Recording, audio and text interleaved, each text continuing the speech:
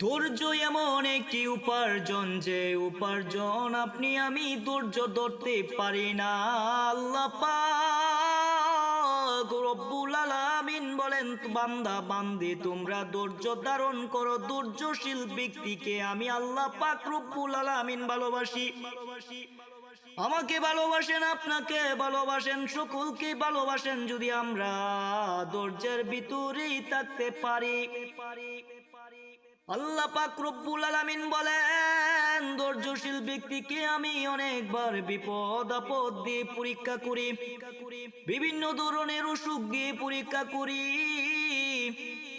আমি বিভিন্ন রকমের বাল্লা মুসিবত দিয়ে আমি পরীক্ষা করি, বিভিন্ন ধরনের বিপদ দিয়ে পরীক্ষা করি। আমি দেখি আমার বান্দা আমার প্রতি কতটুকু সহানুভূতি থাকে, আমি আল্লাহকে এই বিপদের মাঝেও ভালোবাসে কিনা, আমি আল্লাহ পাক রব্বুল আলামিনের হুকুম ছেড়ে দেই কিনা, আমি আল্লাহ পাককে আমার বান্দা বান্দি স্মরণ রাখে কিনা। এই হিসাবটুকু পাওয়ার জন্য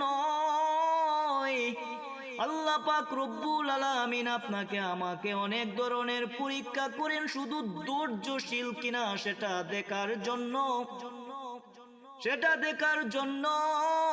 আর ওইদিকে বান্দা বান্দি মুহূর্তের ভিতরে ফিল করে ফেলে, ফেল একদম ফিল করে ফেলে, যেন আল্লাহ পাক রব্বুল আলামিন কেউ দুষতে শুরু করে।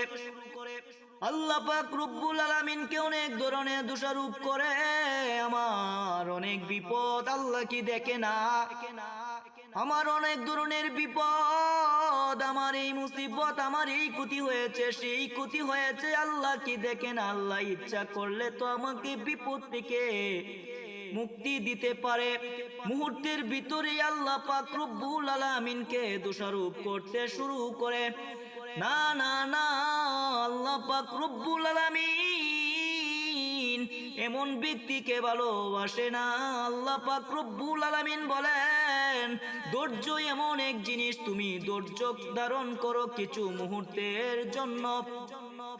আমি ধৈর্যশীল ব্যক্তিকে ভালোবাসি, আর এই ধৈর্যশীল ব্যক্তির জন্যই রাস্তাতে আমি পুরস্কার রেখেছি। শুধু কিছুক্ষণ সময়ের জন্য ধৈর্য ধারণ করো, সমস্ত বিপদে পড়ে আমি আল্লাহ পাক রব্বুল আলামিনের কাছে পানা চাও। আমি আল্লাহ পাক রব্বুল আলামিনের কুদরতের পায়ে সেজদা দিয়ে দোয়া করতে থাকো, কান্না করতে থাকো, তোমার জন্যই আমি উত্তম পুরস্কার রেখেছি।